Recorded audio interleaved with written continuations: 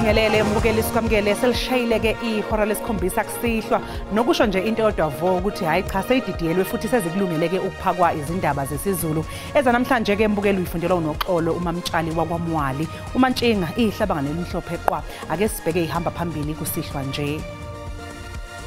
Ema ngivuka ekseni ngihamba ngiyochitha amanzi ngabona amaphoyisa endaweni yethu eqhuba abantu bebaningi ebabambile babafaka evenini ngithukile ngazibuza ukuthi kwenzakalani. Amalungu omphakathi wasemjondolo yasemkholombe esayidi ogwini seningizimu yesifundazwe iKwaZulu-Natal athashaqekile ngemva kokuthi kuboshwe abasola abathathu abeyamaniswa nesigameko sokubulawa kwabantu abayi-18 elusikisiki e-Eastern Cape. Lowo owabe ngumvikelo omphakathi uadvocate Busisiwe Mkhwebane usesulile njengelungu le-EFF eParliamente. Obviously, we had the 2 wins against him earlier this year, so I think that just gives a bit of a positive energy in the camp, knowing that if we play our best cricket, they are beatable. Iqembu lekhilikithi labesifazane lakuleli libhekene nomqansa wokuguqisa ikhondla zalomdlalo emhlabeni Australia uma lifuna ukufinyelela emidlalweni wamanqamu endebe yomhlaba ye-T20 ebanjelwe eDubai.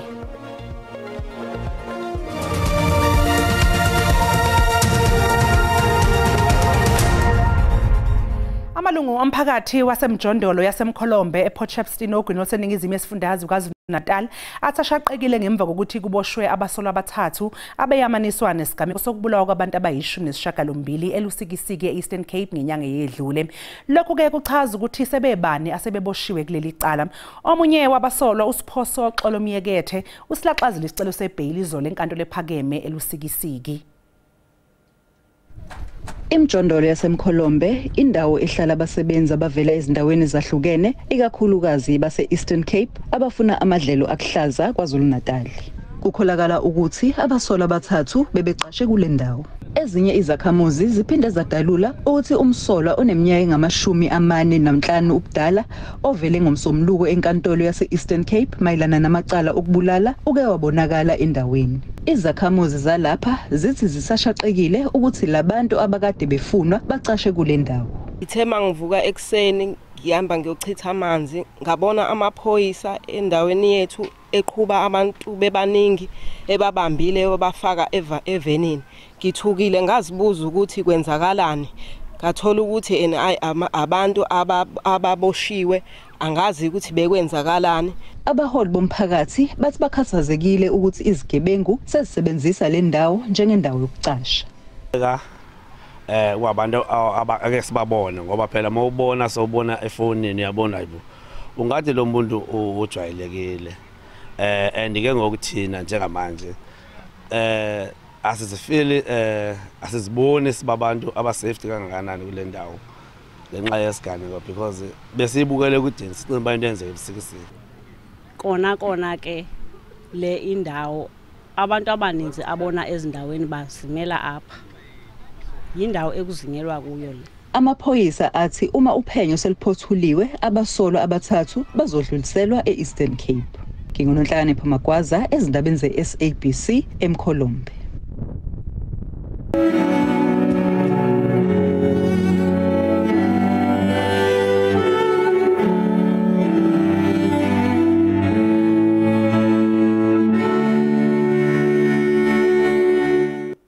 Ayaqhubeka amalungiselelo okumbeka endaweni yakhe yokugcina owayengungqongqoshe wezemali uTito Mboweni ubeseneminyaka engama-65 ubudala ngenkathi edlula emhlabeni kanti ke ushonele esibhedlela eJohannesburg emva kokugula nje isikhashana ngomgqibelo kusihlwa.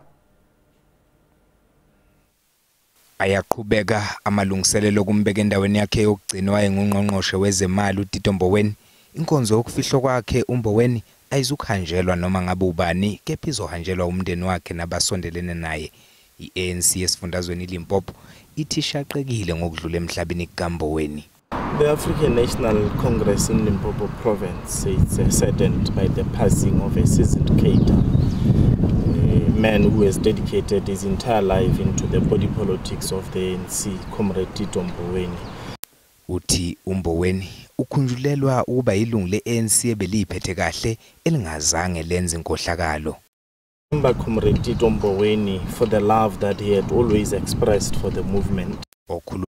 ANC eLimpopo uthi ayaphothulwa amalungiselelo enkonzo yesikhumbuzo kaMboweni. We welcome the decision of government to give him an official funeral. We have been advised that the funeral is categorized as category 2, which the funeral will take place on Saturday in Tanin. Internally, as an organization, we are still engaging with regard to possible memorial service either before or after the funeral. Ithi indlela okuvaleliswa ngayo uMboweni ikhombisa indlela esibonga ngayo isizwe kuyinikeleni kwakhe ekusebenzeleni umphakathi. Leli qembu lithi umlando wakhe uzogqugquzela izizukulwane esilandelayo kuleli nakwamanye amazwe. Owayengumengameli wezwe uThabo Mbeki uthi nguyena owaphakamisa owayengumphathi webhange lombuso uTito Mboweni kowayengumengameli uNelson Mandela ukuba amqoke njengongqongqoshe wezabasebenzi cabinet yakhe yokuqala yentando yeningi. Umbeki uthi uMboweni ubeyibophezela ekusebenziseni ulwazi lwakhe ukwenza inguquko. The president was wise to look at somebody like Tito with the experience that Tito had to handle a difficult financial economic situation in the country. Tito was very reluctant. He called me to tell me that he's been approached by the president. President wants him to do this, but he was really very, very reluctant because he thought his own view was why bring back all these old people? He had left government long before. Why don't you find other younger people? Because I think he was also thinking of himself when he became a minister when he was young. Why don't you find other young people of that kind of age to bring into the... Ushiya isigubhukane ku-EFF namhlanje owayengumvikeli womphakathi owaxoshwe esikhundleni uadvocate Busisiwe Mkhwebane. uMkhwebane wathatha ubulungu beqembu esikhathini singangonyaka esedlule njengoba ebesebenza ngaphansi kwekomidi elibhekele ezobulungiswa ePhalamende. Encwadini yakhe yokwesula esikhundleni abeyibhekise kumengameli we-EFF uJulius Malema, uMkhwebane uchaze indlela okwephulwa ngayo amalungelo akhe ngesikhathi esengumvikeli womphakathi. Uqhube wakhala ngokukhishwa kwakhe esikhundleni sokuba umvikeli womphakathi ngenxa yamacala ayewaphenya nafaka phakathi udaba lweminikelo ye-CR17 kanye nombiko wepulazi iPhalaphala. Wengeze nangokuthi ke usezogxila ekuchitheni isikhathi nomndeni wakhe. Kulindeleke okuningi okuhlukene ngeqhaza elizobanjwa ikomidi elisungulwe elibizwa nge-Clearing House le-GNU okuhloswe ukuthi ilungise zonke inkinga ezizoqhamuka ku-GNU. Iphini likamengameli we-ANC uPaul Mashatile lizobamba umhlangano wokuqala waleli komidi ozohanjelwa abaholi bamaqembu ayishumi ayingxenye ye-GNU kusasa eKapa. I-DA ithi leli qembu lizoxazulula ukungaboni ngasolinye kanti i-ANC yona ithi lizobamba iqhaza elikhulu kunalokho. Ekhuluma eLuthuli House ngomsombuluko emcimbini obuhlelwe ukubungaza izinsuku eziyikhulu ze-GNU, iphini likamengameli uPaul Mashatile uchaze ukuthi ikomidi le-GNU lizoba matasa ngani. The clearing house will be headed by myself. It will make sure that by the time the leaders meet, the issues have been dealt with so that the GNU must remain stable and focused at work. Leli komiti lisungulwa nje iGNU ibhekene nokungaboni ngasolinye ezintweni eziningi eziphathelene nokuphathwa kwezwe. Ungqongqoshe wezemsebenzi kahulumeni noqhamuka eqembini DA uDan McPherson uthi yena benongqongqoshe ehhovisi likamengameli uMaropini Ramaphosa baxoxisene ngasese ngendlela ikomiti okumele lisebenze ngayo. Uthi into ezoqinisa ikomiti elinjengaleli ukuthi kube khona ukuzwana phakathi kwalabo abamele amaqembu ahlukene nokho kungaze kweqe. We also need to be given the space in the technical committee to be able to deal with some of these very complex issues where we have mandates from our parties and find out how we find solutions. Umhlaziyi wezombusazwe uSolwazi uNtsikolelo Breakfast wamkele ukusungulwa kwaleli komiti kulwe ngesikhathi esifanele futhi esihambisana nemigomo yokusebenza kobuholi bobumbano. I think this will de-escalate some of the tensions. I mean, there are controversial bills which are in the pipeline. The Bella bill, there are some sections which were put on hold, which have not been signed off. Isikhathi soke esesizoveza ukuthi lamaqembu ayakwazi yini ukubeka ungaboni ngasolinye kwawo eceleni ukuze athathe izinqumo eziphusile. Le okwamanje ke sathi qhu ngapha ngaseyitolo kanti uma ngabe sibuya sokuphathela udaba oluthi Simnyango zemfundo nathi sochubeka sephambili simonithele simo duzane sikhona ukuthi sinikeze ama-update nalesimo sabantwana ukuya phambili. Kuphuthonyiswe esibhedlela ingane zesikole ngama-29 kwaMhlanga eMpumalanga kusolwa ukuthi lezi ingane zidle ukudla obunobuthi emva kokukhala ngezisu ezinye beyiphalaza.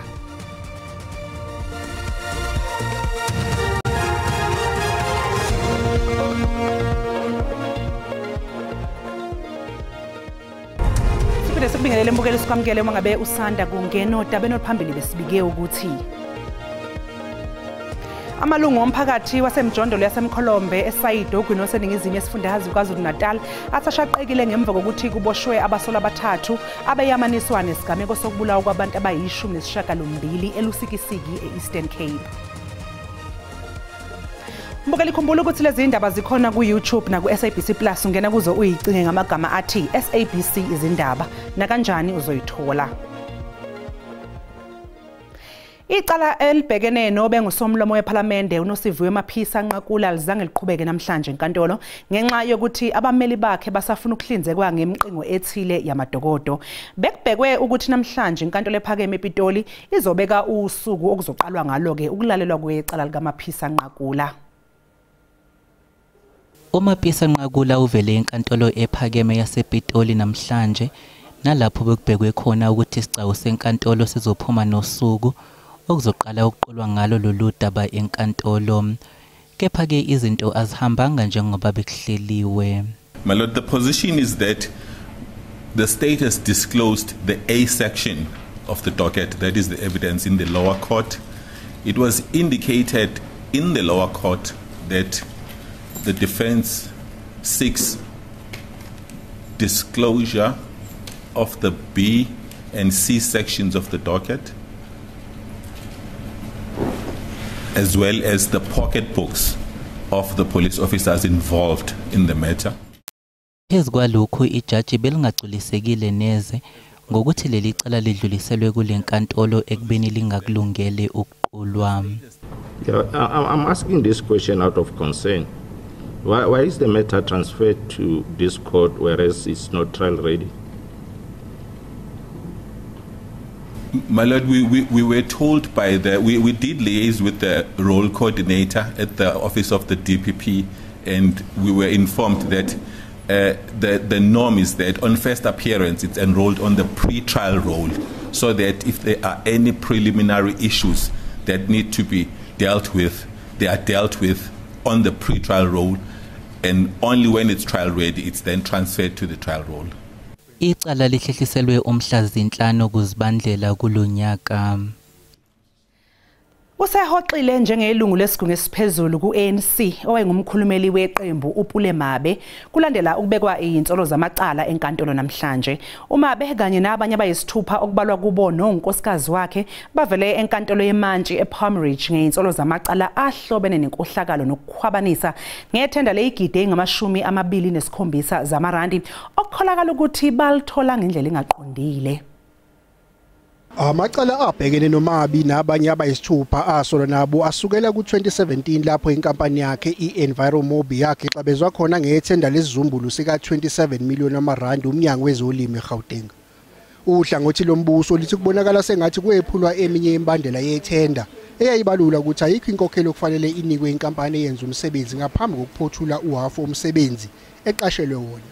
Kwatholakala ukuthi inkampani kaMabi yabe isikhokhelwe ingxenye engu-25 million amarandi ngokuhlinzeka ngeyinqolana zemfucuza ezazingama200 kuphela. uPule Mabi ongumnikazi wenkampani eyahlomula ngethenda unikezwe ibheli ezinkulungwane zamarandi angama-30. We immediately began a process of constructing a letter to the Secretary General of the ANC, Comrade Fikile Mbalula, to advise the ANC that we will, in accordance with the resolution of the 54th National Conference committed to the renewal of the ANC, that we will step aside from our active positions as members of the National Executive Committee. Uphiko lwe-NPA luthi selikulungele ukuqulwa kwecala. As a state, we came to court and did not oppose the release on bail of the applicants before court because we don't believe that they are a flight risk. We don't believe that they can tamper with our investigations, seeing that our investigations are concluded and we are ready to proceed to trial. Umabi uzoshenxa okwesikhashana njengelungu le-NEC ngenxa yomgomo we-ANC obalula ukuthi onobulungu beqembu sahamba inkantolo ngenxa yecala kufanele ahoxe kuzona zonke izikhundla akuzo eqenjini kuze kuba icala liyaphothulwa. Sekuphuthonyiswe abafundi abangama-21 esibhedlela sakwamhlanga emva kokuthi labafundi bekhale ngobuhlungu besisu, ikhanda kanye nokubuyisa. Kanti okwamanje akacaci ngembangela yalokhu, kodwa ke kusola ukuthi badle ukudla okunobuthi. Abafundi abangama-21 bathola ukwelashwa emva kokuphuthonyiswa esibhedlela emva kokuthi badle iasha okusolwa ukuthi ibinobuthi. Abanye babazali balezi ngane bathi bakhathazekile futhi basashaqekile ngalesigameko njengoba abanye bethole umbiko besemsebenzini. Nami umzali njalo ngiphatheke kabi ngale ndaba lekizo ukuthi bathi abazali abantwana badla iacha bese then bayagula, asazi ukuthi siyothembela kuphi. Okhulumela umnyango wezemfundo eMpumalanga uthi kusaphenywa malungana nalesigameko. Umnyango wezemfundo ukuthi sithole umbiko kumanje ukuthi kunabantwana laba complain ukuthi baphethwe isisu, abanye baphethwe ekhanda, abanye bayahlanza bese isikolo sa inform abazali sathatha abantwana sabamixa eclinic, mabafika eclinic babathumela esibhedlela esiduzane kuze khona ukuthi bayenza ama test baphinde futhi baba observe ukuthi isimo sabo sinjani. Esukuthola umnyango wezemfundo kwamanje ukuthi abantwana ba stable esibhedlela sizoconduct ama test siphinde futhi siba observe labantwana kuze khona ukuthi bakhona ukuthola ukuthi yini engathola ukuthi ekhosa labantwana ukuthi bagcine basithola bakulesimo abakuso. Simnyango wezemfundo nathi sochubeka sephambili simonithe lesimo duzane sikhona ukuthi sinikeze ama update nalesimo sabantwana ukuya phambili. Kunxuswa abazali ukuthi bengabe besabanikeza imali abafundi yokuthenga esikoleni. Umnyango wezokuhlunyeleliswa kwezimilo kulelizwe uthi abafundi abenza umatric ababoshelwe amacala ehlukene bazoshaya into exokeme njengoba kungansuku zatshwala ukuthi abafundi abenza umatric ezweni lonke babhale ngomsombuluko.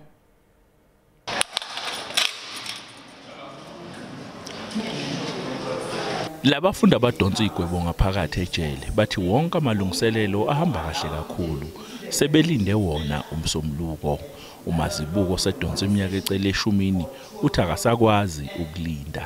Ngizimisele kakhulu so far ukuza kanje ngizame kakhulu ngizinikezele ngako konke enginako yabo so nama makso amayathembisa ukuza kanje. Neziboshwa zabesifazana zibekile phansi nazo ilungiselela ukubhala ivivinyo zokuphela konyaka. Usibongile Sikhosana owaboshelwa icala lokukhwabanisa uthi ukufunda kumqoka futhi kuyalicaba ikusasa elihle. I decided to go for books which helps me to cope, and in me coping with books I'm gaining more knowledge, so that's why I chose the school route. Uthishanhloko wesikole sasejele uthi benze konke okusemandleni ukuze abafundi baphase basebenzise ngisho ubuchwepheshe besimanje. Ekuqaleni konyaka besiqhuba nabo umsebenzi sizama ukuthi senza ama revision ngamaphepha akudala ukuthi bakwazi ukuthi bazi ukuthi yini abazoyithola mangabe sebehlolwa emva kokuphela konyaka. Okhulumela umnyango wezokuhlunyeleliswa kwezimilo kuzolonke usingabakhonqumalo uthi ke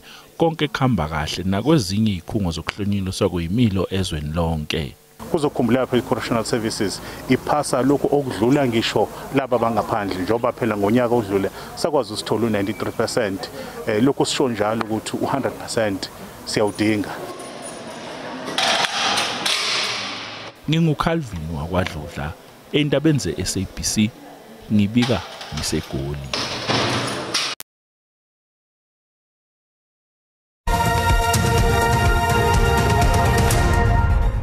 Kanti ke mkeli masibheke zemidlalo iqembu lekhilikithi labesifazane lakuleli libhekene nomqansa ugoqisa ikhondla zalomdlalo emhlabeni iAustralia uma lifuna ukufinyelela emidlalweni wamanqamu endebe yomhlaba ye-T20 ebanjelwe eDubai.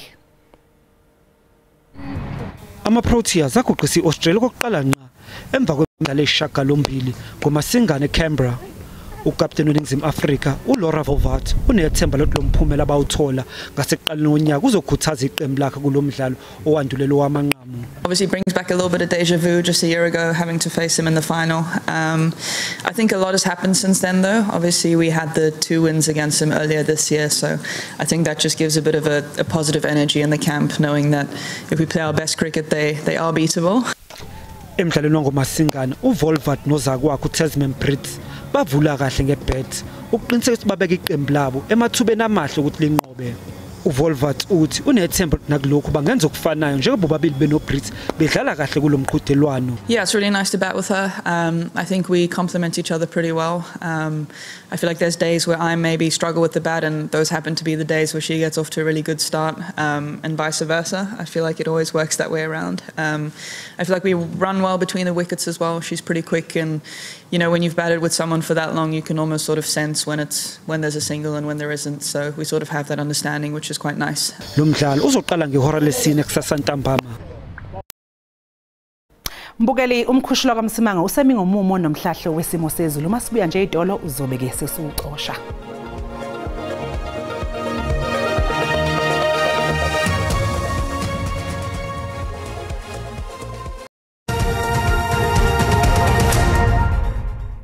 Kwentokozo mbukeli ukuthi siphinde sihlangane njengoba sesisho sithi ke mancane nje amathuba emvula esingawalindele ephelezela ukuduma kakhulukazi ke engxenyeni esenkabeni yezwe, kanti ke singalindele ukuthi ke sika ngamafu mongene oguni ke olingaseningizimu, kanti ke masihlabela phambili siyobheka usuku lakusasa la amathuba emvula ngathanda nje ukusabalala njalo eyongena eningizimu eGauteng, siyongena nesifundazwe esilapha kwaZulu Natal abe makhulu mongene eMthatha ukunyukela lapha koBloemfontein amathuba athanda ba makhulu mancane nje singaba umkhemezelo oguni olingaseningizimu uyongena engxenyeni ke ezilapha ngaseKapa njengoba sisho sithi South African Weather Service iyaskipha isixwayiso somoya othanda ukuba namandla ongathanda ukuhambisana nje nolwandle othukuthela ukusuka lapha eThekwini ukwehlela njalo lapha ku-East London ikakhulukazi ke ebusuku banamhlanje, kanti ke masihlabela phambili siyobheka usuku lakusasa singawulindela lo amoya unyuke njalo uyongena lapha eThekwini uqhubeka uyongena nalapha koGqeberha, kanti ke sikhona isigaba sokuqala esingasilindela sevule ephelezela ukuduma esinomgozi eningizimu yeFreystata uyongena lapha ko-North West entshonalanga maphakathi nalapha Eastern Cape, kanti isimo singabhebhethisa umlilo mawungena ikakhulukazi ke engxenyeni esenkabeni yaseNorthern Cape. Awubheka nje amazinga ngivumele ngisho ngithi ke kuyabanda nje lapha kuCalvina kanjalo nalapha koSutherland nokho akufani mawungena ikakhulukazi engxenyeni ke esenkabeni yazwe ngathanda nje ukuba phakathi lifuthumale mawungena lapha eThekwini uyongena koRichards Bay kompangeni koSakamthethwa siyongena lapha koPitora lingathanda nje ukuthi ke libe phakathi, kanti ke solindela ukuthi ke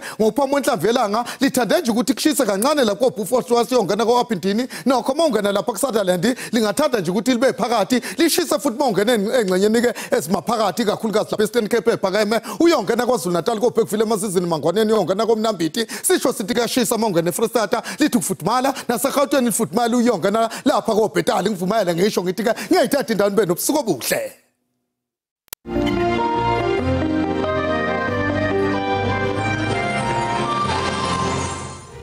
Ake mbukeli sizibeka lapha ke besiphathele zona namhlanje, kodwa kusasa bazobe bekhona ke oza kwethu ngolwimi lwesiXhosa. Nibe nobusuku obuhle nisale kahle.